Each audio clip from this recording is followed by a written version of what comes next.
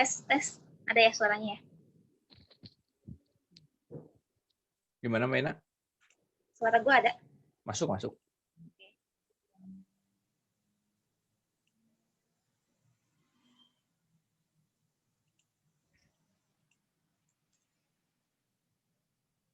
Waduh, banyak yang masuk nih.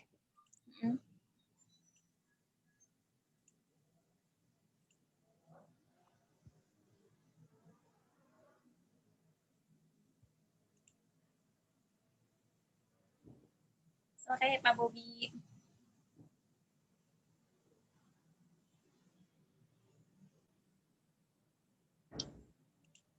Sore Pak Yopi. Udah ada Pak Yopi sama Pak Bobi.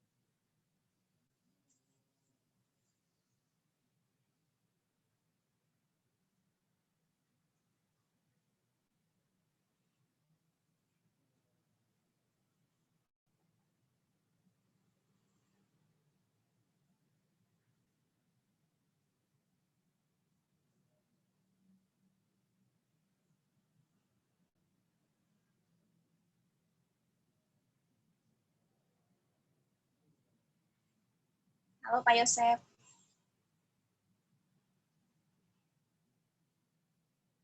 Wih, Pak Yosef lagi di pantai. Yuk.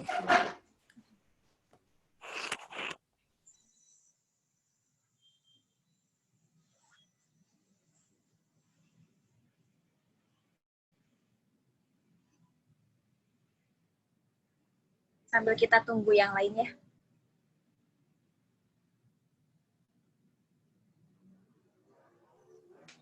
Kalau gitu kenalan nih, Pak Bobi. Kita belum kenalan kayaknya nih. Pak Bobi. Coba saya unmute. Mana unmute? Gimana sih unmute? Nah, Pak Bobi udah unmute ya? Belum? Pak Bobi belum, sebentar. Kok di saya emang nggak muncul ya? Oh, muncul di sini juga. Pak Yopi nih, Pak Yopi. Pak Yopi dari mana, Pak Yopi? Halo, Pak Yopi.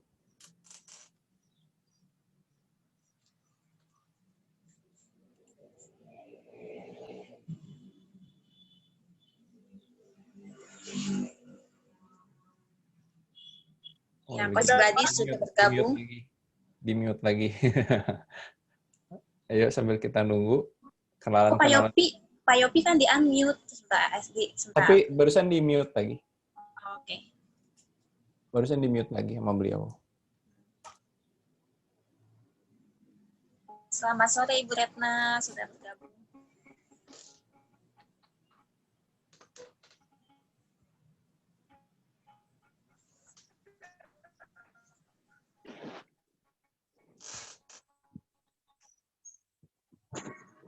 Halo, saya cuman ikut aja dari grup. Makasih. Sama-sama. Siapa ini? Oh Pak. Siapa Yopi ya. Oh Pak Yopi. Siap. Mudah-mudahan hari kita bisa sharing-sharing deh. Ibu Ratna, sore Ibu Ina, sore juga.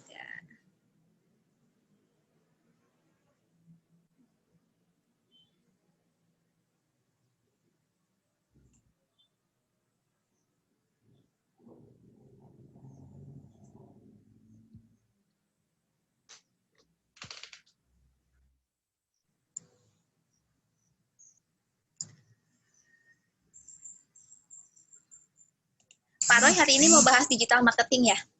Enggak, performance. Oh, Sesuai dengan performance. yang kemarin. Oh ya.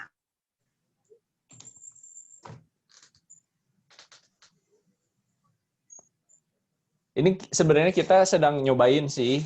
Kalau kemarin kan sebelumnya kita malam gitu ya Mbak Ina ya? Ya. Kemarin kan Sekarang malam. sekarang kita coba sore-sore. Kita lihat betul apakah lebih efektif gitu ya.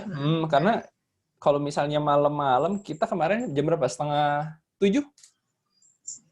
Ya, jam 6:30-an. Terus siang juga, Pak Roy? Oh, siang justru kemarin Iya, jam 1 ya? Sorry, jam bukan 1 sampai 7. jam 2. 6:30-nya kelas. Jam 1. Kelas. Nah, apakah lebih efektif? Kalau malam kayaknya kurang efektif, karena tetap ada yang muslim berbuka puasa begitu ya. Ada sholat Lalu tarawih juga. Sholat tarawih juga. Kalau misalnya jam segini gitu, apakah lagi bobo ciang gitu, sedang lapar-laparnya gitu ya Mbak Ina ya? Kalau yang ibu-ibu sih udah sibuk masak kayaknya. Oh, sudah sibuk masak gitu. Mbak Ina gimana? Masak? Saya nanti aja jam 5-an. Jam Masih 5-an aman. ya? Oke, masih aman sih sebenarnya. Asal udah belanja dari pagi gitu. Betul. Ada Pak Mukti juga masuk hari ini. Selamat sore Pak Mukti.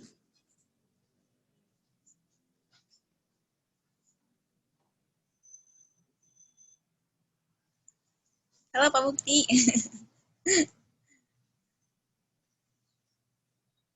Lagi driving, Pak? Iya.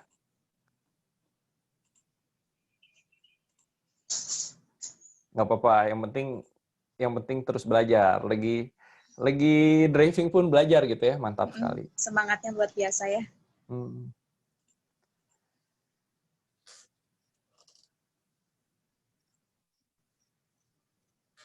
Oke, sambil kita tunggu teman-teman yang lainnya ya.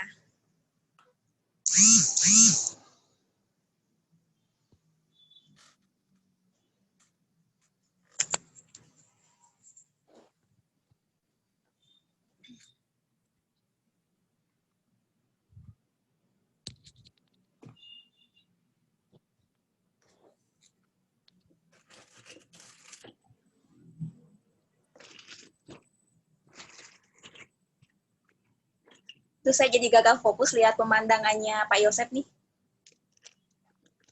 Ya, Selamat sore Bu Angel. Karena sekarang banyak yang ini udah apa namanya, sakau ya, sakau liburan. Pengen liburan. Sakau liburan nih, waduh. Benar. Sekarang lagi banyak banget yang pengen liburan sih. Setelah ini Sudah bosan ya di rumah. Betul, setelah ini banyak yang ngomong bakal ramai banget sih liburan. Tempat wisata akan penuh sekali begitu ya. Penuh sekali, betul. Kurang hiburan kitanya. Kurang piknik gitu. Waduh, nanti kita lihat deh. Bakal seru sih setelah ini. Klip-klip pendek ya.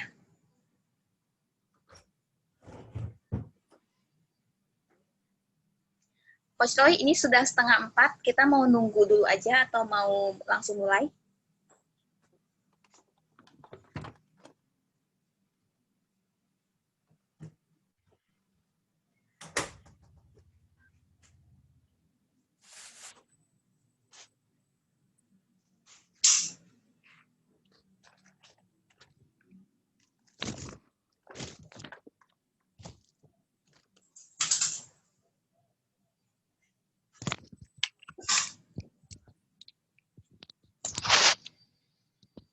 Biar agak cerah mukanya pakai lighting gitu ya.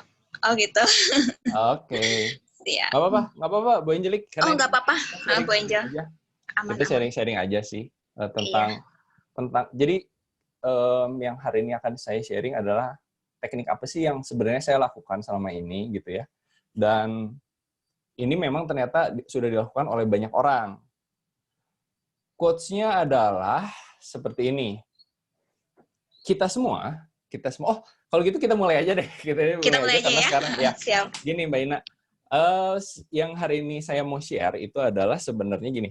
Setiap orang memiliki waktu yang sama, betul? Setiap orang memiliki waktu yang sama, 24 jam gitu ya Mbak Ina. Semua orang memiliki waktu yang sama. Tetapi ada orang yang sukses, ada yang kurang sukses begitu ya. Ya. Ada yang bisa menghasilkan hal-hal yang sangat produktif, ada yang enggak. Ada yang malah produktivitasnya jelek sekali gitu. Nah, Betul. hal ini sebenarnya harusnya diketahui oleh semua orang. Apa yang saya sharing hari ini harusnya sudah diketahui oleh semua orang. Karena orang-orang di luar negeri sudah melakukan hal ini. Karena apalagi beberapa yang self-employed atau freelance gitu ya, membutuhkan hal ini. Oke, kalau gitu rekan-rekan saya akan share tentang performance hacks 101%. Apa itu? Apa itu ya? Oke. Kita dengarkan. Sebelum kita lanjut, saya mau nanya dulu ini di sini, siapa yang ingin sukses? Siapa yang ingin Saya sukses? Ya, coba berikan jempol dong, berikan jempol. berikan Saya pengen lihat jempolnya, jempol. Oh, aduh, silakan. Pak Mukti jangan sambil dadah-dadah, itu bahaya Pak Mukti. Oke, berikan jempol. Saya mau lihat dulu. Banyak yang memberikan jempol, banyak berikan jempol. Asik, mantap. Semua ingin sukses, oleh karena itu kita harus gembira. Salah satu performance yang baik itu adalah kita bekerja dengan gembira gitu. Itu adalah satu hal yang harus kita lakukan. Selanjutnya, kita harus partisipasi. Jadi kembali dalam setiap webinar yang diadakan oleh DSM dan PSA, kita ingin ada partisipasi nih dari rekan-rekan. Entah nanti kita tanya jawab, kita diskusi, atau pada saat yang seperti barusan, pada saat saya minta jempolnya, berikan jempol. Oke? Sekarang kita lanjutkan tentang cerita saya sedikit gitu ya. Nah, rekan-rekan, saya mau cerita waktu saya masih muda. Waduh, masih muda kayaknya. Sekarang udah tua banget gitu Mbak Ina ya. Pada saat saya masih baru lulus kuliah, lalu saya mencoba untuk menjalankan usaha gitu ya. Di usia 26 tahun saya sudah berhasil mencetak angka 300 juta. Woi, keren nggak? Keren nggak? Saya pengen jempolnya dulu nih. 300 juta keren nggak? Woi, 26 tahun loh. 26 tahun baru lulus kuliah. Waduh, ada tepuk tangan. Saya lihat dulu. Waduh, keren ya, mantap ya kayaknya. Oke. Sebagai informasi, 300 jutanya itu minus ternyata ya. 300 jutanya minus dan itu merupakan kerugian ternyata. Oke, dan pada saat itu memang banyak hal yang terjadi dalam kehidupan saya. Saya nggak mau cerita terlalu banyak. Ini adalah beberapa kejadian yang terjadi dan saya mengalami hal-hal ini. Saya berusaha untuk mencoba usaha lain gitu ya, nambah usaha lain, tapi ternyata batal. Lalu ada kondisi keluarga dan yang paling menyedihkan adalah yang terakhir. Aduh, lagi jatuh-jatuhnya gitu ya, malah putus gitu. Aduh, rasanya luar biasa sekali gitu ya. Aduh, tapi untung ternyata dia bukan wanita yang tepat untuk saya berarti gitu ya. Lalu yang selanjutnya saya mau nanya, apakah semua yang terjadi pada saya itu adalah nasib? Apakah itu nasib? Oke. Saya mau nanya, dalam kehidupan kita ada yang namanya takdir, ada yang namanya nasib, betul? Ada yang namanya takdir, ada yang namanya nasib. Nah, biasanya ini kalau misalnya offline, kita tanya jawab nih, Mbak Ina di-unmute dulu deh. Atau misalnya unmute siapa nih yang bisa interaksi dengan saya pada siang hari ini? Kasih angkat tangan boleh atau jempol biar kita tanya jawab. Pak Bobi deh ya. Pak Bobi. Halo Pak Bobi. Di-unmute dulu. Atau Ibu Retna. Saya mau tanya jawab nih mengenai takdir atau nasib. Saya mute dulu ya. Oke, Bu Retna deh katanya. Halo Bu Retna, sudah online? Halo Bu Retna. Halo Bu Retna. Iya, halo. Nah, Bu Retna, lihat ya di screen yang saya share. Pertanyaan saya hanya gini, takdir atau nasib nih. Bu Retna hanya sekedar jawab ya takdir atau nasib gitu ya. Oke. Kalau gitu, ini pertanyaan saya yang pertama. Gempa bumi, takdir atau nasib? Itu takdir. Oh, takdir gitu ya. Oke. Bener ya? Iya, betul. Bebas virus corona, takdir atau nasib? Nasib. Nasib. Oke, menarik. Ras, etnis, suku pada saat kita lahir nih, itu takdir atau nasib? Takdir. Takdir juga ya? Oke. Kalau gitu, mendapat kekayaan. Waduh, mendapat rezeki. Yang namanya durian runtuh namanya. Takdir atau nasib nih? Nasib itu. Oh, nasib gitu ya. Nasib baik gitu ya. Waduh. Atau takdir Mbak Ina ya? Oke. Jenis kelamin. Nasib. Nasib nih, bener. Takdir dan nasib nih. Tapi tadi ras, etnis atau suku itu takdir ya gitu ya. Tapi jenis Tunggu kelamin dulu. nasib gitu ya. Ras, Aduh, etnis. nasib jadi perempuan gitu. Oh, Aduh, nasib. nasib jadi Itu laki-laki yang gitu ras, ya. nasib. Kalau ini berarti takdir atau nasib? Kalau ini nasib. Dia menyalahi Takdirnya kan takdir. laki-laki dia. Betul. Dia menyalahi takdir gitu ya. Berarti yang namanya takdir atau nasib itu nanti kita akan simpulkan. Nah, pasangan kita selingkuh. Takdir atau nasib nih? Apa itu ya, nasib. Itu nasib gitu. Aduh, nasib. Oke. Sekarang kita nanya lagi, hujan. Tiba-tiba hujan. Takdir. Takdir gitu ya. Lalu ketipu. Nasib juga. Kematian? Takdir juga. Kita bertemu hari ini pada siang hari ini? Nasib baik dan nasib bujur kalau begitu kalau kita. Siap. Berarti yang namanya takdir adalah apa, Bu Ratna bisa simpulkan? Takdir itu sesuatu yang kita tidak bisa rubah mungkin ya. Betul, menurut saya itu. Tapi yang tadi ada yang bisa dirubah itu gimana tuh? Itu bisa dirubah gitu ya? Oh, menarik juga. Mungkin karena dia tidak suka dengan takdirnya. Oh gitu, dia merubah takdir gitu. Oke. Iya, merubah takdir. Tapi itu menyalahi takdir gitu ya, merubah takdirnya yang kodratnya seperti itu ya? Ya, betul. Betul. Nah, yang namanya takdir itu biasanya dari Tuhan dan apakah kita bisa mengubahnya? Bisa, tapi sangat kecil sekali. Betul, sangat kecil sekali dan itu bisa mendatangkan azab dan lain-lain. Saya percaya itu gitu. Sedangkan yang namanya nasib adalah apa yang kita perbuat atau yang kita lakukan gitu. Iya, betul. Oke, rekan-rekan semua setuju ya. Berarti sekarang ada yang namanya takdir dan ada yang namanya nasib gitu. Kalau gitu, terima kasih atas diskusinya, Bu Ratna. Iya, sama-sama, Coach. Oke, kalau gitu kita mute lagi. Sudah di-mute lagi, sudah. Oke.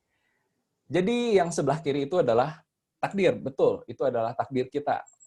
Apa yang terjadi biasanya itu adalah takdir kita dari Tuhan. Tapi kita bisa menentukan nasib kita. Misalnya tidak ada gempa bumi, nasib kita mau diam aja atau ternyata kita sudah menerima takdir. Bukan seperti itu. Kita menentukan nasib kita. Nah, oleh karena itu, yang tadi kembali ke kejadian pada saat 26 tahun dengan kerugian saya yang sangat besar. Lalu saya mengalami hal-hal yang kayaknya semua orang akan merasa sedih apabila mengalami hal-hal tersebut. Itu saya anggap nasib. Dan saya ngobrol dengan banyak orang, nasib itu adalah sebenarnya sebuah reaksi atas apa yang terjadi dan kita punya kendali. Tekankan, kita punya kendali atas semua yang ada di sekitar kita. Oleh karena itu, saya memutuskan untuk bangkit. Saya tidak mau, ya sudah, nasib saya sudah seperti itu gitu ya. Bukan, nasib saya bukan seperti itu. Saya menentukan nasib saya. Yang terjadi pada saya itu adalah takdir dari Tuhan, tapi saya harus bangkit dan menentukan nasib saya ke depannya. Nah, lalu apa yang tidak bisa kita kendalikan? Apa yang tidak bisa kita kendalikan? Kita sebenarnya bisa mengendalikan apa yang akan terjadi di masa depan. Kita bisa mengendalikan apa yang ingin kita terjadi di masa sekarang. Yang tidak bisa kita kendalikan adalah sesuatu yang sudah terjadi di masa lalu. Oke? Tekankan bahwa kita tidak bisa mengubah masa lalu. Yang sudah terjadi, ya sudah terjadi. Yang tadi, takdir dari Tuhan sudah terjadi, gempa bumi ya gempa bumi, hujan ya hujan, kematian ya kematian. Seperti itu. Jadi yang sudah terjadi, kita terlahir sebagai laki-laki, ya sudah, itu adalah takdirnya. Nggak bisa tuh dia terlahir terus tiba-tiba menjadi perempuan gitu, tidak bisa seperti itu. Secara fisik tidak bisa kita rubah, oke? Oleh karena itu, saya membuat asalonline.com dan saya mau cerita tentang productivity, hubungannya adalah di sini. Setelah saya bangkit gitu ya, dengan saya pasti terpuruk dulu, sharing dengan banyak orang-orang yang sudah pernah jatuh sebelumnya, akhirnya saya dalam 1 tahun berhasil membuat situs asalonline.com. asalonline.com dan saya berusaha untuk bangkit lagi. Dan dalam 1 tahun, pengunjung website saya dari nol. Saya masih ingat di bulan pertama itu, saya udah senang banget nih sama teman saya yang internet marketing. pengunjungnya kurang lebih 13 orang. Itu seneng banget, senengnya, waduh luar biasa, seneng banget. Gila gitu, waduh enak banget. Kayaknya banyak pengunjung tuh udah seneng. Bayangkan website yang dari nol banget, dapat pengunjung 13 orang. Terus selanjutnya ke 63 orang, saya masih ingat. Waduh, seneng banget deh. Tapi ternyata dalam 1 tahun, Tuhan berkata lain gitu ya. Kita bisa, loncatnya bisa tinggi banget, begini. Wah, bisa tinggi banget. Ternyata saya bisa mendapatkan 100.000 pengunjung per tahun. Per bulan, sorry, bukan per tahun. Per bulan, 100.000 pengunjung per bulan. Bukan 1 tahun, tapi per bulan. Mantap nggak? Mantap banget, gitu ya. Kalau yang merasa mantap, aduh, kasih jempol, betul. Seperti Mana Pak kasih Yosep, jempolnya? kasih Silakan. jempol. Saya pengen lihat dong. Mantap nggak? 100.000 pengunjung, asik nggak? Asik banget nih. Kayaknya mau ngejualin apa juga, rame gitu ya. Seru nih. Siap-siap. Kalau gitu, saya mau cerita rekan-rekan. Ngapain aja sih saya selama 1 tahun ini? Ngapain aja sih selama 1 tahun ini? Gimana supaya saya bisa menciptakan website dari nol banget sampai website itu rame? Karena banyak hal yang harus kita lakukan. Saya belajar copywriting, saya belajar tentang internet marketing, saya belajar tentang membuat artikel, membuat video, membuat konten, membuat banyak hal, membuat website, membuat WordPress-nya, digital marketing dari sosial media, website, Facebook, dan segala macam, saya pelajari dalam 1 tahun. Kuliah aja, nggak ada yang 1 tahun gitu ya. Ada yang harus 2 tahun, ada yang 4 tahun gitu ya. Nah, saya mempelajarinya dalam 1 tahun, dan saya mempelajarinya dengan produktif. Yang perlu kita tekankan adalah produktif, dan saya akan sharing hal itu pada siang hari ini. Ini yang saya share pada siang hari ini adalah hasil penelitian dari beberapa buku yang sudah saya baca. Ini adalah beberapa buku yang sudah saya baca, dan saya terus meningkatkan ilmu saya tentang productivity. Tetapi saya merangkum ternyata isinya itu-itu aja gitu. Isinya itu-itu aja dari puluhan buku yang saya baca, isinya itu-itu aja. Apa aja sih? Makanya saya rangkum pada siang hari ini untuk kita sharing. Namanya productivity hack. Sebenarnya productivity hack semua membicarakan tentang gimana sih supaya lebih produktif. Saya mau bahas tentang new normal juga pada siang hari ini. Begini rekan-rekan, apabila kita sekarang sedang work from home, rekan-rekan pasti sering mendengar celotehan, mendengar berita, mendengar atau menonton video atau membaca berita bahwa setelah pandemi ini akan terjadi yang namanya new normal. Oke? Work from home itu akhirnya akan menjadi sebuah normal. Yang biasanya kita ke kantor, yang biasanya kita berkumpul di kantor, itu akan hilang. Kebiasaan tersebut akan hilang dan kita akan bekerja di rumah. Karena itu sudah terbukti terjadi di RRC. RRC setelah lockdown kemarin, mereka memutuskan untuk, ya sudah lanjutin aja, toh efisien. Ya kan, benar nggak? Toh bisa mengurangi biaya untuk misalnya operasional, betulnya Mbak Ina ya, membiayai misalnya harus ke kantor, bener, ngeluarin bensin, betul? Belum ke kantor mah jajan nih Mbak Ina gitu ya? Iya. Belum jajan gitu, waduh, itu pengeluaran yang tidak terduga. Lalu misalnya sebagai pemilik perusahaan, waduh harus nyewa kantor, ngapain? Seperti itu kan? Nah, akan lebih baik ternyata work from home. Jadi ke depannya, rekan-rekan harus siap untuk work from home dan gimana caranya supaya produktif. Karena saya paham, yang namanya biasa kita ke kantor, bekerja di kantor, saya juga mengalami yang tadi kebangkrutan saya. Setelah saya kembali saya ngerjain di rumah, itu kayaknya bebas. Yang jadi masalah adalah kita memiliki fleksibilitas waktu yang tinggi. Akhirnya, musuh kita siapa? Musuh kita tuh diri sendiri, benar nggak? Gimana caranya supaya kita bisa produktif? Itu PR. Dan itu tidak mudah. Oleh karena itu, mari kita sharing. Tetap WFH dan banyak freelance. Kedepannya akan terjadi seperti itu. Ini sudah rekan-rekan sudah bisa lihat. Oleh karena itu saya banyak certified di internet marketing gitu ya, digital marketing. Yang karena yang tadi saya cerita tentang asronline.com, usaha yang saya lakukan. Jadi sertifikasi saya akan banyak di digital marketing. Tapi hari ini saya tidak akan cerita tentang digital marketing, oke? Oke, rekan-rekan. Nah, saya mau nanya nih, siapa yang pagi-pagi kayaknya, aduh, Pak Mukti sedang driving ya? Sedang driving, kalau gitu kita mau nanya Pak Yosep nih. Pak Yosep, boleh. Pak Yosep deh. Pak Yosep, saya masih di-unmute nih. Pak Yosep, pagi-pagi kayak gini nggak? Ganteng, keren gitu Pak Yosep? Enggak lah, masih banyak belek. Waduh, nggak pede ya. Tapi rata-rata pagi-pagi kita kan, waduh keren, ganteng gitu, mantap sekali gitu ya. Waduh, banyak diketawain tuh di belakang ada background sound gitu ya.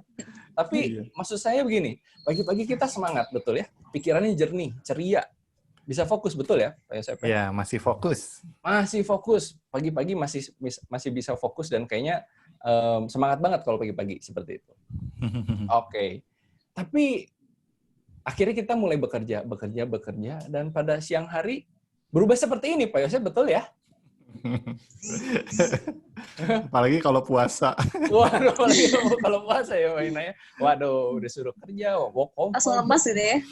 Lemas banget. Aduh, 7L. Apa aja 7L? Mbak Ina dan Pak Yosef coba saling bantu 7L apa aja? Lemas Lemah, letih, lesu. gitu ya. Lemas. Waduh, itu lemasnya cuma satu. Lemah, letih, lesu nih. Udah 3 nih, apalagi lemes ya gitu ya. Lapar, lunglai gitu ya. Loyo. Lapar, lunglai, loyo. Nah, udah 7. Seperti budaya, apalagi nih? Letoy. Letoy. Letoy gitu kan. Waduh, L-nya banyak banget ya. Ternyata huruf L itu benar-benar menunjukkan kelelahan gitu, seperti itu. Oke. Dan ternyata sorenya seperti ini. Pikirannya suntuk, kita merasa bosan, sensitif, bener nggak? Tiba-tiba ada pasangan nelfon, "Pah, beliin beras atuh." Waduh, nggak tahu, udah capek. Wah. Beli sendiri gitu ya. Beli sendiri, kan gitu kan. Sama si ibunya juga, "Mah, siapin makanan dong, lapar nih," gitu. Capek emangnya nggak tahu, saya capek dari tadi pagi. Waduh, sensitif kalau sore-sore begitu ya. Lalu selanjutnya, mager. Nah, aduh, kalau sore-sore biasanya kita yang bekerja, kalau ada yang namanya tenggo, benar nggak? Tenggo. Teng, langsung go begitu ya, Mbak Ina tahu ya. Betul. Yang pernah kerja di kantoran itu namanya tenggo, enak banget. Teng, langsung go gitu kan. Langsung go. Kita, aduh kayaknya pengen cepet-cepet pulang. Apa yang terjadi? Itu sore-sore. Kalau malam-malam, waduh lebih parah lagi, benar nggak? Benar ya, Pak Yosef? Apalagi kalau misalnya itu sore-sore, dan rekan-rekan sekarang work from home, saya tahu kerjanya nggak sampai sore, sampai malam pun dipaksa untuk kerja, benar nggak? Para bos itu sebenarnya senang sekarang tuh. Para bos itu sebenarnya senang. Yang namanya dulu kerja dari jam 8 sampai jam 5, sampai jam 4, sekarang kita dikasih beban pekerjaan yang memaksa kita untuk bekerja sampai malam. Lebih parah sebenarnya work from home itu. Malam-malam ya sudah hancur seperti onye yang seperti ini gitu ya, Pak Yosef ya. Udah parah banget gitu ya. Oke, kalau gitu Pak Yosef, terima kasih atas partisipasinya. Kita mute kembali. Nah, what happened guys? What happened? Apa yang terjadi? Apa yang terjadi? Saya mau cerita satu hal. Sebenarnya productivity itu sangat luas sekali. Nanti saya akan banyak hal yang akan saya sharing, tapi saya mau sharing satu hal. Bagian dari productivity yaitu yang namanya willpower. Willpower itu dalam bahasa Indonesia namanya kekuatan tekad. Kekuatan niat gitu ya, benar. Waduh, niat banget. Sama seperti para laki-laki pada saat PDKT, Mbak Ina, bener ya? Aduh, niat banget gitu ya. Hujan-hujan didatengin, disamperin gitu ya. Jauh-jauh didatengin gitu kan. Lagi kedinginan, jaketnya dikasihin. Waduh, niat banget. Seperti itu. Itu lagi niat, Mbak Ina ya. Willpower-nya lagi tinggi. Tapi pada saat di tengah-tengah, ditembak nggak jadi gitu ya. Ditolak terus, willpower-nya hancur. Nah, sama seperti itu rekan-rekan. Yang namanya willpower atau kekuatan tekad. Yang terjadi adalah willpower itu adalah kekuatan tekad, dan itu sebenarnya setiap hari kita memiliki kurang lebih kayak satu tangki bahan bakar. Oke? Willpower setiap orang itu sebenarnya tiap hari pada saat kita bangun tidur kita memiliki willpower yang full. Full atau tidaknya, berapa persen full atau tidaknya, itu ditentukan oleh banyak hal yang akan saya share pada siang hari ini. Seseorang yang bisa bekerja sampai larut malam, dari pagi sampai malam, full gitu ya, dia memiliki tangki willpower yang gede banget. Teorinya seperti itu. Dia memiliki tangki willpower yang gede banget, bahkan dia bisa menghemat willpower tersebut. Karena willpower atau kekuatan tekad ini seharusnya kita gunakan dengan efisien. Bayangkan ini sebuah tangki mobil, misalnya isinya 20 liter. Oke. Si mobil tersebut bekerja, mobil 20 liter tersebut itu mobil satu Lamborghini, satu lagi mobil Agya gitu ya. Mobil Agya yang sangat irit sekali. Mana yang lebih cepat habis? Dalam 1 jam, pasti Lamborghini akan sudah habis duluan. Agya mungkin masih tenang-tenang aja. Nah, willpower yang baik itu kita gunakan sama seperti mobil Agya. Walaupun mungkin kecepatannya tidak terlalu tinggi, tapi kita anteng, manteng, bisa terus-terusan sampai habis. Konsisten Bukan- ya, Coach Roy. Betul, konsisten. Bukan berarti cuma jam 7, wah ngebut ngerjain reret. Udah gitu freeze, bingung, aduh capek, leles, lemah, banyak yang seperti itu, saya tahu. Banyak yang saya lihat karyawan-karyawan juga yang jam 7 masuk, jam 9 udah keluar ngerokok sambil minum kopi nih. Aduh, di sini siapa ada yang seperti itu? Saya harap tidak ada ya. Nah, banyak yang seperti itu. Willpower-nya udah habis karena banyak hal yang terjadi. Oke, saya akan bahas beberapa hal yang rekan-rekan harus perhatikan. Ini adalah tentang willpower yang tadi saya ceritakan. Saya lanjutkan. Oke, yang pertama adalah tidur, rekan-rekan. Ini adalah pola tidur, kalau rekan-rekan lihat. Jadi, setiap manusia itu punya pola tidur. Intinya adalah seperti ini. Apabila kita, nah ini adalah sleep cycle, yang dimana sebenarnya ada yang namanya REM. Pada saat kita sudah mencapai REM, atau tidur nyenyak, tidur pulas, nah itu istirahat yang sebenarnya. Kalau misalnya kita melebihi dari REM tadi, atau misalnya tidak mencapai REM tersebut, biasanya kita lemes. Yaitu tidur kelamaan, satu, atau tidurnya kecepatan. Bangunnya kecepatan. Yang benar, itu adalah bangun tanpa alarm. Bangun alami. Bangun yang tanpa dibangunin sama orang lain. Rekan-rekan pasti sering merasakan lah yang namanya kebangun. Tidur nggak cukup. Saya tidur jam 2 misalnya gitu ya. Jam 5 udah kebangun. Saya yakin pada hari itu pasti berantakan. Setuju nggak, Maina? Setuju. Setuju, benar ya? Misalnya kita juga tidurnya kelamaan. Banyak yang, waduh, kelamaan. Kemarin habis makan sate kambing gitu sama durian. Waduh, kayaknya enak banget. Jadi tidurnya pusing-pusing gimana gitu ya. Tidur jam 6, bangun jam 6. Jam 6 malam, bangunnya jam 6 pagi. Berantakan banget. Jadi lemas-lemas gitu ya, Mbak Ina ya? Betul. Jadi sebenarnya, bangun alami itu adalah trik pertama untuk kita mendapatkan tangki willpower yang penuh. Oke, tangki willpower yang penuh itu dimulai dari tidur yang cukup tanpa alarm, bangun tanpa alarm. Yang selanjutnya, cara menjaga willpower, yaitu olahraga. Oke, apa hubungannya dengan olahraga? Oke, gini, apabila rekan-rekan, mohon maaf, obesitas, mohon maaf, darah tinggi, mohon maaf, diabetes, dan banyak penyakit-penyakit lainnya, rekan-rekan tidak menjaga kesehatan, rekan-rekan tidak pernah berolahraga, nafas dikit gitu ya, pasti itu mempengaruhi performansi rekan-rekan. Badan jadi lemes, betul ya? Kalau misalnya, aduh kemarin habis kebanyakan makan seafood nih, kolesterol naik, itu mempengaruhi willpower tadi, mempengaruhi kekuatan tekad kita, kekuatan niat kita, dan yang harusnya kita fokus sama bekerja, kita ngurusin tadi, aduh sakit kolesterol, aduh sakit kepala gitu ya. Kita ngurusin badan yang lemes karena jarang olahraga, kegemukan. Nah, willpower itu sangat dipengaruhi oleh kesehatan fisik juga. Oleh karena itu yang kedua adalah stay fit atau kesehatan fisik.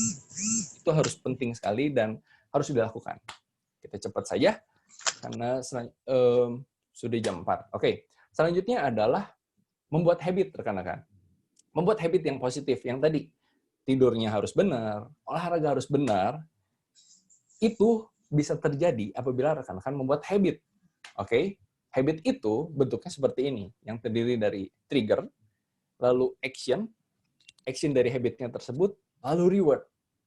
Apabila reward sudah tercapai, maka kita akan mencari trigger lain, mencari sesuatu yang membuat kita melakukan sesuatu lagi. Nah, polanya akan seperti itu. Sebagai contoh gini, rekan-rekan pernah nggak sih pada saat kecil ngelihat adik kita atau mungkin kita sendiri gitu ya, kalau nangis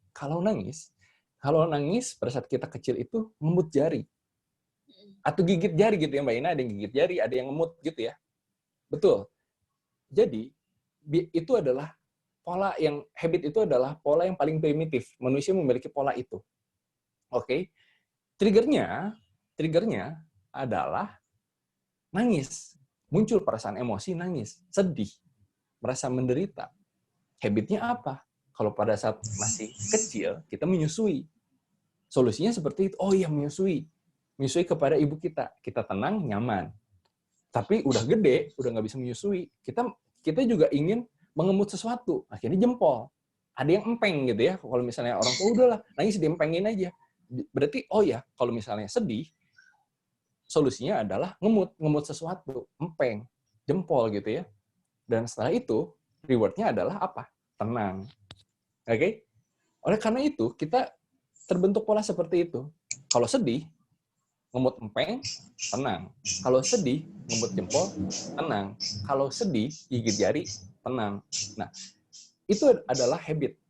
Jadi pada saat rekan-rekan ingin membuat sebuah habit, rekan-rekan harus membuat dua hal, yaitu triggernya, yang kedua adalah reward-nya. Rekan-rekan harus menciptakan sebuah trigger. Misalnya seperti ini. Kalau misalnya saya bangun pagi, saya ingin olahraga nih. Trigger saya adalah pagi-pagi saya selalu nyetel video di mana orang-orang sakit. Orang-orang sakit karena kegemukan. Orang-orang sakit karena makannya nggak sehat. Karena orang-orang yang mati cepat karena jarang olahraga. Waduh, kayaknya ngeri banget nih bahasan saya ya. Ngeri banget gitu. Dengan saya trigger melihat video seperti itu, saya ke-trigger nih. Saya pengen olahraga. Beres. Setelah itu dapat reward. Nah, yang penting adalah reward selanjutnya. Reward-nya adalah saya merasa segar. Nah, merasa segar itu kan sebenarnya bisa dipenuhi oleh hal yang lain. Reward lain itu apa sih dari olahraga? Sebenarnya ada perasaan senang. Dan saya membuat reward tertentu. Misalnya, saya suka minum susu coklat panas. Nah, gitu ya. Walaupun saya habis olahraga, saya minum susu coklat panas. Karena itu hal yang menyenangkan buat saya. Jadi setiap saya habis olahraga, saya minum susu coklat panas. Nah, ini menjadi masalah. Karena habis olahraga minum susu coklat panas nih Mbak Ina ya. Jadi gemuk malah gitu ya. Itu cocok buat saya. Itu cocok buat Mbak Ina gitu. Nah, tapi gini, yang rekan-rekan harus pelajari adalah yang tadi bahwa ada sesuatu trigger, di mana trigger saya adalah melihat video, melihat gambar yang, aduh, ngeri banget kalau misalnya saya nggak olahraga. Itu adalah trigger saya. Habit saya akan memiliki kebiasaan untuk berolahraga. Dan reward-nya adalah minum susu coklat panas. Itu adalah masalah. Reward-nya itu menyenangkan buat saya, dan saya bikin lagi. Karena saya minum susu coklat panas itu seneng. Itu menjadi masalah. Lalu gimana, Pak? Yang benar, rekan-rekan harus merubah habit tersebut. Sorry, bukan merubah habit tersebut, tapi merubah reward-nya. Oke? Merubah reward-nya. Rekan-rekan bisa merubah reward dengan hal yang lain, yang sama-sama menyenangkan. Misalnya, saya itu sebenarnya bukan hanya itu, saya suka minum jus jeruk. Wah, lebih sehat, betul? Lebih sehat. Jadi, reward-nya setelah saya berolahraga, saya minum jus jeruk. Saya minum jeruk peras. Wah, itu menyenangkan sekali. Karena itu membuat segar. Habis olahraga, lebih segar sebenarnya minum jus jeruk dibandingkan minum susu coklat panas. Benar nggak? Nah, kita tetap merubah reward-nya, tapi reward itu pastikan setara menyenangkannya atau lebih menyenangkan daripada reward yang sebelumnya. Jadi, itulah teknik cara membuat habit. Sebenarnya ada beberapa teknik lainnya, karena ada yang ternyata habitnya jelek gitu ya. Habitnya jelek, yang harus dirubah adalah habitnya. Kalau misalnya triggernya jelek, yang harus dirubah adalah triggernya. Itu lebih mendalam. Nanti kita akan bahas kalau ada waktu. Nah, selanjutnya adalah buat kebiasaan positif dan kurangi kebiasaan negatif. Yang tadi, kita memiliki badan yang kurang sehat, tidur yang kurang sehat, karena memiliki kebiasaan. Mungkin setiap malam nonton drakor gitu, Mbak Ina, betul? Waduh, di sini coba di-unmute, ngaku aja. Nah, ngaku aja nonton drakor sampai malam gitu ya. Waduh. Akhirnya Lagi seru soalnya Pak Soy. Sekarang lagi gimana? Ada cerita apa nih? Waduh, Itu, jadi salah fokus. Salah fokus ya. Salah fokus ya. Salah fokus. Oke. Bercanda. Ya, betul. Jadi kita ternyata lebih mudah untuk nyepet nih katanya. Waduh, Pak Yosep juga ternyata suka nonton drakor nih. Ada siapa lagi nih? Kayaknya banyak yang suka nonton drakor sampai tidur malam-malam gitu. Waduh, drama Korea pelakor. Dasar. Bisa aja. Nah, dengan rekan-rekan tadi memiliki kebiasaan negatif, nonton drama Korea, bisa diganti dengan yang lain. Misalnya mungkin berolahraga, atau nonton video-video motivasi, atau doa, dan segala macam. Itu bisa diganti dengan habit yang bagus ya. Jadi kurangin kebiasaan yang mengurangi willpower dan diganti dengan yang lebih positif. Selanjutnya adalah Pomodoro. Apakah Pomodoro itu bagian dari Agung Pomodoro Land? Bukan ya, bukan. Pomodoro itu adalah pola. Bentar, saya lihat dulu ada ininya nggak? Oke, Pomodoro itu adalah gini. Pada saat kita bekerja, ini hal yang agak aneh, mungkin agak aneh buat kita semua. Pada saat kita bekerja, kalau di luar negeri itu diharuskan untuk beristirahat secara jeda. Maksudnya gini, kita bekerja 25 menit, lalu kita jeda 5 menit untuk diem dulu lah. Lalu 25 menit lagi, lalu kita istirahat 5 menit. Kelihatan nggak efektif ya. Tetapi yang tadi kata saya, mereka yang melakukan ini bisa kerja sampai malam. Lebih efektif, lebih efisien, pasti. Lebih efektif karena mereka memiliki fokus yang lebih bagus. Yang tadi, seperti yang saya sudah cerita di awal, harusnya kita tuh bekerja bukan seperti Lamborghini. Bekerja 2 jam, udah gitu capek banget. Yang benar itu adalah manteng, steady. Kecepatannya steady. Santai. Dengan cara sering-sering istirahat. Dengan pola tertentu. Pomodoro. Rekan-rekan bisa pelajari lebih lanjut lah tentang Pomodoro nantinya. Lalu apa yang harus dilakukan? Tadi kan saya ngomong, kita harus banyak-banyak istirahat nih. Istirahatnya seperti apa? Nah, jangan sosial media, apalagi TikTok-an. Karena apa? Saya yakin yang namanya TikTok-an atau membuka sosial media itu nggak mungkin cuma 5 menit, betul? Jadi istirahatnya cukup 5 menit. Rekan-rekan bisa ngapain aja? Ngelamun. Oke? Ngelamunin apa? Ngelamunin pekerjaan tentunya. Jangan ngelamunin yang ada di sana, malah jadi galau. Itu mengurangi willpower. Jangan ngelamunin tentang mantan, apalagi itu makin galau, makin kesel gitu ya. Jadi yang rekan-rekan harus lamunkan adalah pekerjaan ini. Kira-kira pekerjaan ini bisa lebih efektif nggak? Bisa lebih efisien nggak?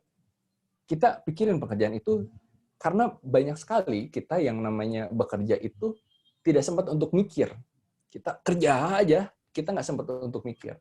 Jadi sempatkan untuk mikir, kasih jeda. Fidgeting boleh sambil ngelamun, minum. Nah, minum. Itu penting sekali. Karena yang tadi, otak kita membutuhkan banyak cairan. Karena tubuh kita banyaknya cairan. Dan otak kita juga ternyata memiliki kandungan cairan yang sangat tinggi sekali. Oleh karena itu, biar otaknya encer, katanya benar nggak? Encer itu kan cair. Begitu. Minum, itu benar. Dan yang selanjutnya, bisa tidur. Sebenarnya kalau di luar negeri, kantor-kantor yang besar, yang multinasional sudah mewajibkan karyawannya untuk tidur. Karena kan bisa pelajari deh, kantor Google, kantornya Huawei, itu mewajibkan untuk karyawannya bisa tidur. Nah, itu yang rekan-rekan harus lakukan pada saat jeda istirahat. Jadi selanjutnya adalah Pomodoro. Dan saya percepat saja, yang harus rekan-rekan lakukan adalah, ternyata ada musiknya. Jadi yang selanjutnya adalah positive thinking, rekan-rekan. Yang tadi, kalau rekan-rekan mikirin mantan, mikirin bos yang menyebalkan, itu akhirnya menghancurkan willpower. Dan itu juga akan merusak pola willpower-nya rekan-rekan, merusak konsentrasi rekan-rekan, merusak fokus rekan-rekan. Oke? Terima kasih dari saya atas sharing-nya, atas kesempatan yang singkat ini. Apabila rekan-rekan mau tanya jawab dengan saya, boleh nih. Ya, Angkat tangan. silakan. Kita tanya jawab dulu deh. Terima kasih.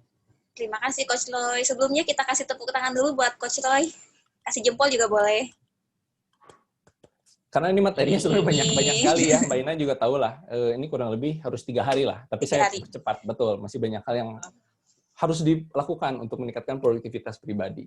Kalau ada yang tanya, silahkan boleh angkat tangan. Silahkan. Gitu. Atau mau dicek juga boleh. Boleh, silahkan.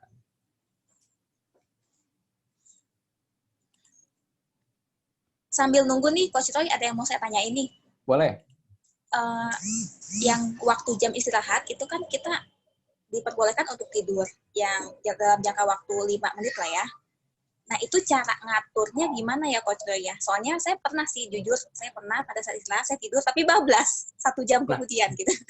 Betul, Mbak Ina, saya ingin membahas yang namanya power nap. Power nap nih. Jadi gini, ini solusi dari saya. Solusi dari saya adalah gini. Yang saya lakukan, ini saya sharing dengan yang saya lakukan aja ya. Saya setiap jam 12 itu pasti sebelumnya minum kopi dulu. Sebelum saya power nap. Karena gini, efek kopi itu sebenarnya bukan pada saat kita minum terus langsung jadi cenghar, langsung jadi segar, bukan. Efek kopi itu sebenarnya muncul 1 jam. 1 jam dari setelah kita minum. Jadi, kalau saya ngakalinnya adalah yang tadi, saya minum kopi dulu. Dengan kita minum kopi, tentu dengan tambahan alarm gitu ya, yang tadi, jangan kebablasan, biar nggak kebablasan.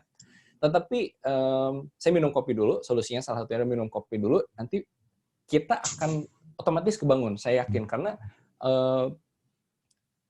yang namanya di kepala kita itu kayak udah aktif posisinya, standby.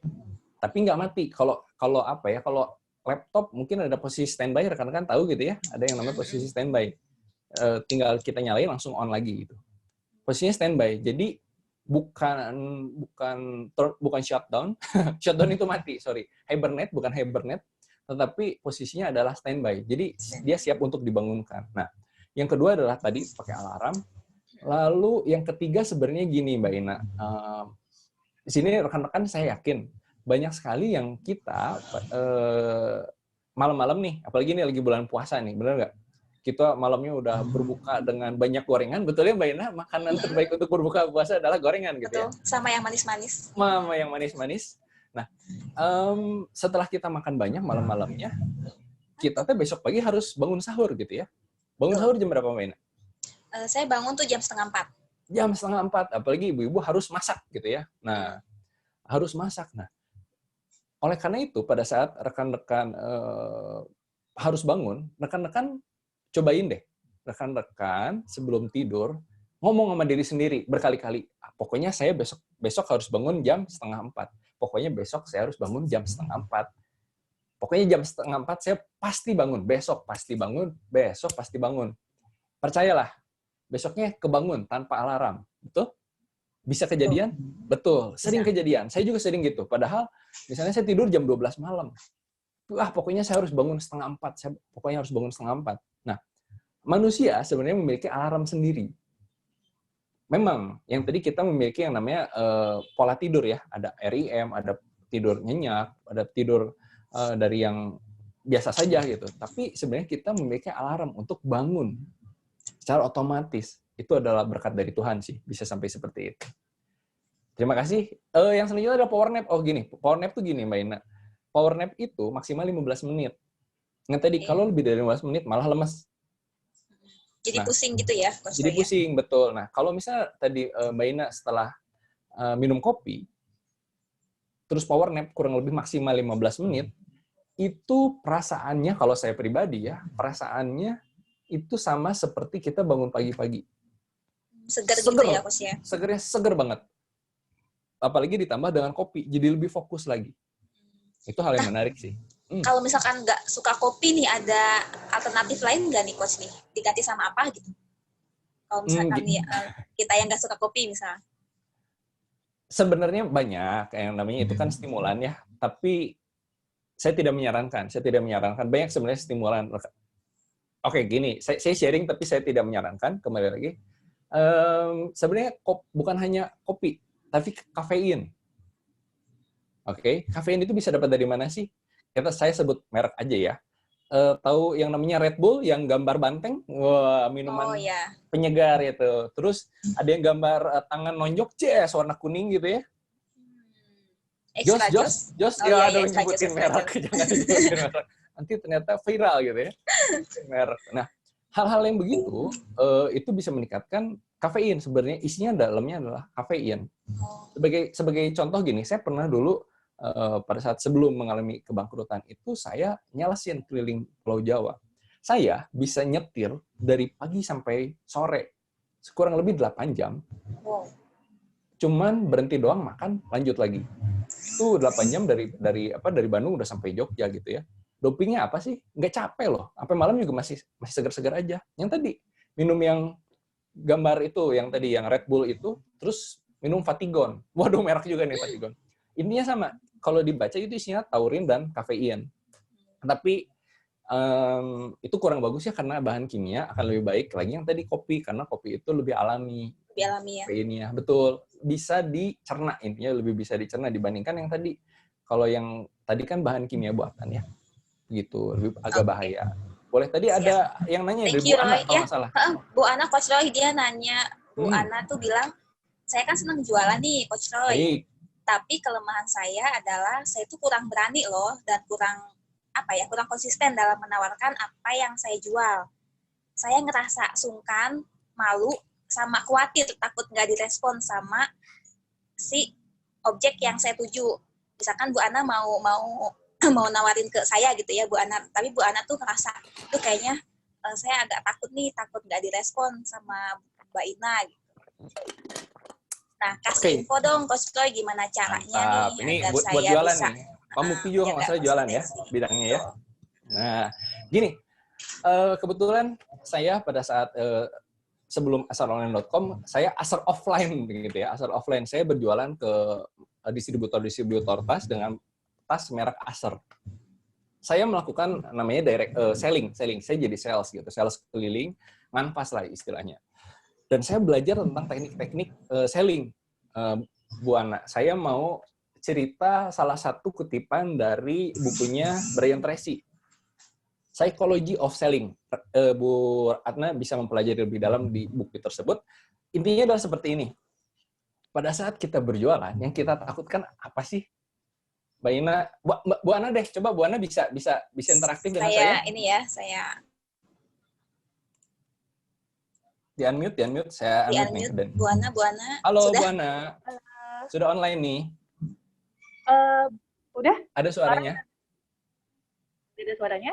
Udah ada suaranya. Bu Ana. Oh ya, selamat sore tadi, Pak Roy, Bu Ina. Selamat sore Bu Ana. Yang tadi yang Bu Ana takutkan adalah takut ditolak, betul? Ya, takut ditolak dan saya Takut kadang-kadang ditolak. Betul. Saya tawarkan itu sesuai dengan kebutuhan mereka gitu, sesuai dengan kebutuhan mereka gitu ya. Kayak saya jualan mukena tapi kondisi lebaran gini kan kita sudah tidak ada harapan sholat Id bareng, bisa berkunjung-kunjung bareng ya Pak Roy. Iya. Jadi saya jual mukenanya saya stop dulu. Jadi sekarang saya beralih ke jualan kacang mede, master gitu, produksi teman-teman saya sih. Nah, itu ada rasa takut gitu Pak Roy. Nah gini, yang gini ya. Banyak sekali yang pada saat kita berjualan, pada saat kita ditolak, kita sakit hati gitu ya, Bu Ana ya. Baper. Waduh, kayaknya sedih gitu ya. Kalau laki-laki sih biasanya nggak begitu sedih, Bu Ana, karena kami sering ditolak. Udah biasa ya, Pak. Ini ada curcol, maaf, curcol. Aduh, sering ditolak nih kayaknya. Lebih banyak ditolaknya. Belum nembak aja udah ditolak gitu ya. Waduh, saya baru ngalamin. Nah, gini, saya intermezzo dikit tadi. Intinya gini, pada saat kita ditolak, rasanya kita yang pedih gitu ya. Tetapi sebenarnya dari bukunya Brian Tracy, kenapa kamu harus baper? Kenapa kamu harus merasa sedih? Ingat, yang mereka tolak adalah penawaran kita. Nah, itu yang sering kita salah berpikir. Kita merasa kita yang ditolak. Misalnya kita nawarin kepada teman kita gitu ya. Enggak. Bentar. Dia itu enggak itu bukan enggak mau dengan kita, bukan enggak mau ketemu sama kita, bukan enggak suka dengan kita. Nah, itu yang harus kita tekankan. Yang salah adalah satu, cara kita menawarkan. Mungkin waktunya kurang tepat, cara kita kurang tepat menawarkannya ya. Yang kedua, mungkin juga memang barang itu sedang tidak dibutuhkan. Lalu apalagi? Yang namanya yang tadi butuh atau enggak, apalagi zaman segini, waduh, kayaknya uang susah banget keluar dari kantong gitu kan, susah banget. Nah, jadi rekan-rekan, apalagi nih yang di bidang berjualan secara langsung, jangan baper, jangan takut untuk ditolak, karena yang mereka tolak, yang klien kita atau calon konsumen kita tolak itu adalah barangnya atau teknik penawaran kita yang mungkin tidak cocok dengan bahasanya. Nanti kalau mengenai bahasa, Pak David akan lebih jago sih kalau mau ngomongin bahasa yang cocok untuk berkomunikasi. Nah, yang kedua, saya mau menyemangatinya begini. Bahasa yang baik nanti Bu Ratna ya. Oke, boleh. Gini, saya mau menyarankan gini. Yang namanya penjualan itu adalah persentase. Oke? Yang namanya penjualan itu adalah persentase konversi. Nah, semakin kita banyak melakukan penawaran, semakin besar kemungkinan untuk kita mendapatkan closing. Hati-hati, pola pikir kita kebalik. Saya mah pengennya sekali nawarin langsung closing. Nggak ada. Di bab pertamanya si bukunya dari Brian Tracy, itu bab pertamanya ngomongin bahwa sebagai sales, sebagai tenaga penjual, yang namanya ditolak, yang namanya gagal, kalau ditolak itu yang tadi, mau nawarin aja udah ditolak gitu ya, Bu Ana. Ya. Yang lebih menyedihkan itulah gagal. Kita udah ngomong panjang lebar, udah promosiin panjang lebar, udah nggak follow up, tapi ternyata gagal closing. Itu lebih menyedihkan. Yang namanya sales itu ditolak dan gagal itu adalah hal yang pasti. Dan yang pasti itu adalah kemungkinan untuk gagal atau kemungkinan untuk ditolaknya itu biasanya lebih besar daripada closing. Kalau lebih besar closingnya pasti semua orang sudah menjadi tenaga sales. Nah, itu apa yang namanya pola pikir kita yang harus dirubah. Jadi intinya adalah jangan baper pada saat ditolak, karena yang ditolak itu adalah penawaran kita, apa yang kita tawarkan. Yang kedua adalah justru kalau misalnya kita jarang nawarin, kapan closingnya? Benar nggak? Logikanya harus lebih jelas dong. Benar nggak? Logikanya adalah, loh, kalau misalnya saya diam, apakah selanjutnya closingnya pada saat saya menawarkan selanjutnya akan closing? Kan enggak. Tapi kalau saya nawarin terus, lama-lama closing. Betul ya? Asal jangan maksa ya Bu Ana ya. Beli dong gitu. Nawarin lagi. Frekuensi dan konsistensi itu tadi ya Pak Roy. Nah itu konsistensinya itu yang susah banget saya tegakkan tuh. Aduh, saya tuh bisa mau di satu, tidak personal gitu ya. Konsistensinya itu menjaganya tuh agak susah. Ya itu kembali ke power of kepepet sih. Kalau misalnya kita udah kepepet sih akan konsisten Bu. Ya benar. Karena mungkin ya, ini saya kurang tahu. Mungkin yang tadi kenapa sih nggak konsisten, karena ya satu belum kerasa uangnya, biasanya seperti itu sih. Kalau udah kerasa, wih asik juga nih duitnya gitu ya, itu akan konsisten, benar nggak? Oke. Jadi pokoknya harus siap. Sering dan cuek, pede. Konsisten, yang penting yang tadi konsisten. Kalau ngomong pede, betul yang tadi, jangan merasa hancur pada saat kita ditolak gitu. Betul. Seperti itu ya. Oke. Sudah menjawab ya Bu Ana ya. Coach Joy, ini ada yang nanya lagi nih. Bu Ratna ya? Yohan dulu. Enggak, ada Pak Yohan. Katanya masalah konsisten. Saya tuh paling lama seminggu kalau habit baru tuh, misalkan olahraga. Nah, tips apa nih yang gampang diterapin untuk konsisten? Oke, gini. Saya mau cerita nih. Pada saat work from home ini, saya merasa badan saya lebih keker sekarang. Wih, udah lumayan. Betul. Karena kita punya rutinitas yang berbeda. Kalau pada saat work from home seperti ini ya, kita lebih bisa teratur seperti itu. Saya mau cerita, Mbak Ina juga tahu lah, pada saat kita lagi sibuk-sibuknya seminar ya. Kita di luar kota bisa 3 hari gitu ya. Untuk kembali ke hari-hari normal itu jarang, dan itu merusak pola habit saya, di mana saya pengen tiap hari olahraga. Bener nggak? Saya pengen tiap hari olahraga. Gimana caranya? Sedangkan olahraga yang saya senang basket. Kan nggak mungkin kita lagi di luar kota pengen main basket. Nah, salah satu hal yang saya pelajari yang namanya micro habit nih Pak Yohan. Pak Yohan mau online? Kalau mau online bisa berikan jempol. Kita bisa jawab. Saya unmute nih. Oh, nggak bisa, dikunci. Oke. Oh, iya. Nah, kalau misalnya ada yang namanya micro habit, karena tetap kalau pada saat kita ingin berkembang, kita harus melakukan hal yang berulang-ulang. Betul ya, yang namanya practice make permanent. bukan perfect, tapi practice make permanent. Kalau kita bisa melakukan sebuah kebiasaan lebih dari 40 hari, katanya itu menjadi permanen buat kita. Nah, yang harus rekan-rekan lakukan, jangan hal yang sangat susah dilakukan kayak tadi. Aduh, saya pengen punya habit yang bagus, tetapi habit saya pengen main basket. Kan susah ketemunya juga di mana, kapan kita bisa main basket sering-sering, bener nggak? Temannya juga nggak ada. Nah, oleh karena itu, yang harus dilakukan adalah mempermudah habit kita. Mempermudah habit kita.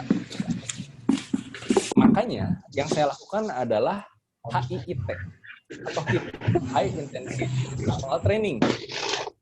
Apa yang dilakukan? Saya hanya melakukan olahraga selama 10 menit. Sesederhana itu. Pakai alat, tanpa alat.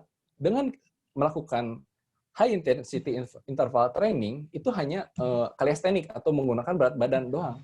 Nah, kita bisa berolahraga dimanapun, kapanpun. Makanya Bapak Yosep nih, yang biasanya sekamar sama saya, suka pagi-pagi, si Roy ngapain gitu, udah push up segala. Nah, dibuat sesederhana mungkin. Walaupun hanya 10 menit, pastikan itu dilakukan berulang-ulang. Jadi makanya kalau misalnya tadi Pak Yohan pengen punya habit apa, misalnya pengen punya habit suka menggambar misalnya gitu ya, pengen punya habit suka menggambar. Jangan tiap hari membuat painting. Ribet, harus bikin catnya dulu, harus nyiapin kanvas, itu ribet. Sederhana dengan rekan-rekan mungkin pernah tahu kalau yang suka menggambar 365 hari challenge. Jadi hanya menggambar hal yang sederhana, misalnya ya satu gambar doodle, satu gambar coretan-coretan kecil. Hari kedua lakukan hal yang sama, ya itu hanya menghabiskan waktu 2 menit atau hampir 3 menit. Lama-kelamaan kita sudah terbiasa memiliki kebiasaan membuat gambar, dan gambar kita lama-lama makin bagus. Yang kita pengen kan seperti itu kan. Perkembangan semakin lama semakin bagus, semakin permanen. Nah, jadi jawaban saya sederhananya adalah permudah habit tersebut. Permudah habit tersebut. Dibuat dari yang namanya habit menjadi micro habit. Yang tadi saya pengen olahraga sejam, bisa menjadi cuman 1 menit atau 10 menit. Seperti itu.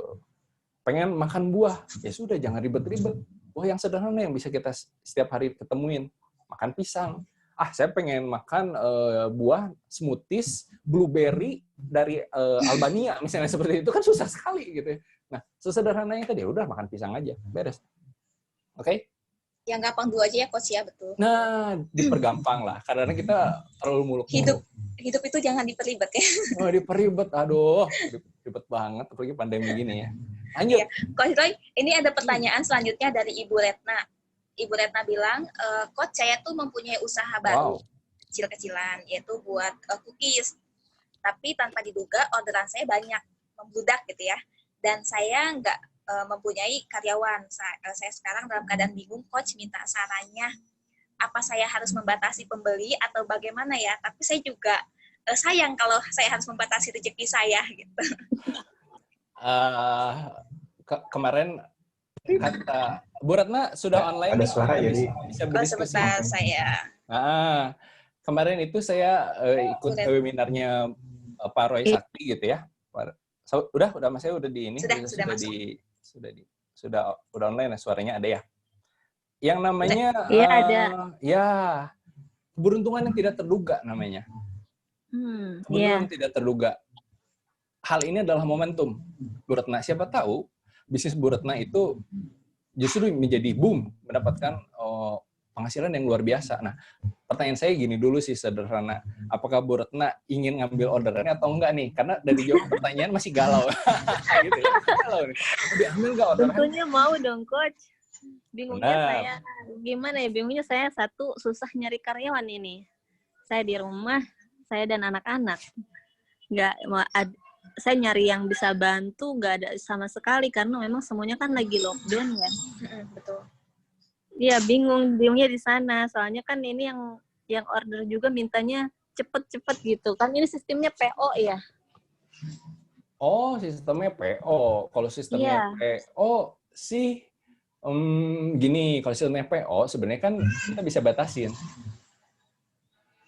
Oh, Sistem PO Ya, sistem PO justru enaknya kita bisa batasin. Maksudnya, batch pertama kita ngomong target, misalnya kapasitas Bu Retna, misalnya 100 kaleng gitu ya, 100 toples gitu. Toples. Ya, misalnya 100 toples itu untuk target misalnya sekarang tanggal 8. Oke. 100 toples tanggal 10. Dibatasin di situnya sih saya pikir. Karena kalau gini, ini secara marketing ya. Kalau memang customer tersebut memang menyukai produknya Bu Retna, saya yakin sebenarnya dia, makan kue itu kan bukan kayak kita mules pengen kue, benar nggak? Iya, betul. Benar kan? Jadi sebenarnya itu bisa ditunda sih, saya yakin. Saya yakin itu bisa ditunda. Betul. Hal yang positif adalah mereka sebenarnya sudah menyukai produknya Bu Retna. Dan kalau mereka memang serius ingin membutuhkan produknya Bu Retna, berarti mereka siap untuk menunggu. Ini juga bisa dijadikan untuk ngetes, jadi bahwa mereka sebenarnya memang suka banget nggak sih sama produk saya gitu. Yeah. Kembali, karena Bu Retna gini, kalau menurut saya, kalau Bu Retna justru sekarang one prestasi. Dari yang 100 toples tadi, gini, saya akan lebih menekankan kualitas. Kalau yang tadi 100 toples dan ternyata Bu Retna tidak bisa memenuhi, itu efeknya malah lebih buruk. Iya, itu maksud saya. Betul, Bu Retna misalnya maksain, malah pada gosong. Apakah akan lebih bagus? Kan tidak. Iya, betul. Seperti itu. Jadi kalau menurut saya, apalagi yang namanya makanan ya sekarang, mohon maaf gitu ya, apalagi yang namanya kue kering, Mas, sekarang lagi pada banyak-banyaknya orang pada bikin. Iya. Yang dicari bukan kuehnya sih, Bu Retna, menurut saya sih kualitas kalau sekarang mah. Iya, betul. Ya, kalau yang murah-murah mah banyak. Beli kue kaleng we atau beresnya. Gitu. Kemarin sebetulnya saya cuma iseng-iseng aja bikin tester, saya kirim ke teman-teman, berapa teman, dan ternyata teman-teman malah minta jadi reseller. Saya bingung. Nah, kan gini pertanyaan saya, mereka mau menjualkan barangnya Bu Retna karena mereka tahu mereka bisa nge-upsell Bu Retna. Bener nggak? Kenapa sih mereka pengen jadi reseller? Karena gini loh, reseller itu pola pikirnya seperti ini. Waduh, kemurahan, ini mah. Yeah. Ngerti ya, pakai bahasa Sunda biasanya gitunya. Para pemirsa yang lain, apakah bisa menggunakan bahasa Sunda? Maksudnya begini, ini mah harganya sebenarnya terlalu murah. Makanya reseller berani untuk menjualkan. Berarti kualitas Bu Retna itu, kuenya itu lebih tinggi dibandingkan dari harganya. Oke? Nah, yang harus Bu Retna pertahankan adalah kualitasnya di sini. Untuk si pembeli ini kan saya nggak yakin nih semuanya bisa terpenuhi ya pesanannya. Jadi maksud saya gimana caranya untuk berbicara yang baik gitu, Coach? Iya. Maksudnya udah terlanjur diterima? Iya, saya kan bilangnya ya udah kalau mau ada yang order berapa coba. Saya pikir cuma 10 piece, 10 satu orangnya 20 toples dan ternyata satu orang 50 piece. Saya bingung. Waduh. Saya pikir belum ketahan. Tadi kan sistem PO ya udah bisa ditahan dulu gitu ya. Oh, ternyata PO pertama tidak dibatasi gitu ya. Iya, tidak saya pikir sih cuma teman-teman aja yang order ya. Karena memang rezeki nih. Dan ternyata yang order kebanyakan gitu. Ada 5 teman, tapi dari satu teman itu ada yang 50 piece. Maksudnya 50 toples ya. Udah gitu ada yang 75 toples. Ya, saya kaget. Ini beneran mereka order. Solusi lainnya menurut saya begini. Bu Retna misalnya kapasitas misalnya, saya kurang paham, misalnya 20 gitu ya. 20. Atau anggap 50 lah. Kan itu memenuhi satu orang aja enggak gitu ya. Nah, solusinya bisa dengan Bu Retna ngebagi sih. Biar adil. Karena ya jangan ada yang ditolak dari 5-5-nya. Bu Retna ngomong, "Maaf nih, saya sekarang kondisinya sekarang begini. Tentu tadi teman-teman kan, karena teman-teman dekat pasti ngerti ya. Ngomong, "Tapi Pak, saya harus hadir bahwa saya hanya bisa memenuhi, saya bagi rata produksi saya kepada Bapak Ibu semua." Karena saya sih nggak yakin ya bahwa itu 50-nya langsung kejual semua buat reseller. Banyak yang berani untuk nyetok sih kalau kondisi sekarang. Karena reseller kan bukan dropshipper ya sistemnya ya. Mereka membeli dulu dari Tuh. Kalau menurut saya solusinya adalah yang tadi. Dipilih bukan dipilih tapi dibagi rata dari kapasitas produksi. Saya seperti itu. Ini Pak Samuel, ada Pak Samuel kalau nggak salah. Iya, ada Pak Samuel. Pak Samuel, Halo, Pak ini Sam. sebenarnya ada hubungan dengan supply chain nih. Apa nih? Supply ikut chain. gabung. Boleh ikut gabung nih, seru nih. Ini tentang supply chain sebenarnya. Ya, supply chain sebenarnya. Jadi gini, Bu Retna itu memiliki kapasitas kurang lebih berapa nih, Bu Retna? Boleh tahu nggak? Sekitar satu harinya bisalah 15 kilo gitu. Itu untuk satu resep ya. Berapa toples nih? Itu kan Kalau toples 15 kilo itu kira-kira sampai 50 toples adalah. Nah, oke. Berarti jadi gini, Coach Sam, kondisinya adalah Bu Retna itu kapasitasnya ada 50 toples per hari. Saat ini, Bu Retna mendapatkan orderan dari 5 orang. Masing-masing dari tiap orangnya itu ada yang 50 toples, ada yang 75 toples. Kita anggap rata deh. Anggap 5 orang tersebut masing-masing justru order 50 toples. Permintaan 250 nih. Dengan deadline yang kurang lebih sama. Apa yang harus dilakukan menurut Coach Sam? Kalau saya jadi Bu Retna maksudnya ya? Ya. Iya. Oke, kalau saya sih akan membuat SOP cara bikinnya gimana? Sesuai jadi Bu Retna cara bikinnya gimana, saya akan dokumentasikan gitu ya. Oh gini, ovennya segini, suhunya sekian, cara sekian. Dan itu saya akan hire orang, kontrak. Jangan tetap, tapi kontrak. Karena kontrak ini bisa bersifat sementara kan. Nah setelah itu kita akan ajarin orang yang baru ini SOP seperti yang sudah kita lakukan. Gitu. Maksudnya Coach? Maaf. Maksudnya hire orang Bu, hire tim baru, tim produksi. Nah, tapi kendalanya Bu Retna itu nggak bisa hire orang nih, Coach Sam, Iya. karena nggak ada yang mau, nggak ada yang mau bantu. nggak ada yang mau Soalnya bantu. lagi lockdown juga kan. Oh, nggak ada yang mau bantu. Jadi sendirian. Iya. Bentar ya, saya harus pikir dulu. Pengalamannya beda. Iya. Iya. Sebetulnya ini saya semangat banget. Kalau misalnya ada yang bantu, wah, nambah juga nggak apa-apa. Iya. Oke, mungkin saya pikirin dulu Bu jawabannya, nanti saya post di grup ya. Share di grup Boleh. gitu. Jadi saya solusinya sih Coach Sam, ya sudah kalau memang itu 5 orang itu memiliki prioritas yang sama. Kalau saya pribadi gitu ya, ini kan ini 5 orang itu teman-teman semua, oke? 5 orang itu teman-teman semua, di mana nggak enak nih kalau nolak salah satu. Bu Retna ada adil betul. Bener dong, nggak enak dong nolak salah satu. Solusi saya udah bagi rata aja dulu, 10 dulu. Yang penting kita memenuhi mereka, jaga hubungan baik.